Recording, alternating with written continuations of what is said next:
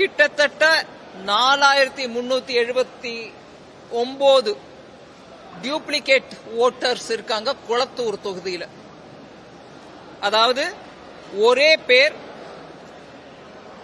ஒரே சொந்தக்காரங்க பேரு, ஒரே வயசு, பட் டிஃபரெண்ட் எபிக் நம்பர், அதாவது electoral numbers, voter list, voter card number வேற வேற. 4379 டியூப்ளிகேட் ஓட்டர்ஸ் குளத்தூர்ல. உதாரணத்துக்கு நான் ஏதோ குத்து மதிப்பா சொல்லலைங்க, உதாரணத்துக்கு சொல்றேன். பூத் நம்பர் 157 157 ரஃபி உல்லா அப்படிங்கிற பேர் 3 முறை வருது. ஒரே அட்ரஸ்ல, ஒரே வயசு, அவங்க ஃபாதர்ஸ் நேமும் ஒன்னே. ஆனா அவர்கிட்ட 3 எபிக் நம்பர் இருக்கு.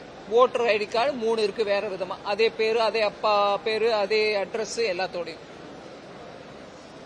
அதே மாதிரி ஒரு ரஃப் எஸ்டிமேட் குத்து மதிப்பா சொல்றது 9133 ஓட்டர் ஃபேக் அட்ரஸ்ல இருக்காங்க குளத்தூர்ல.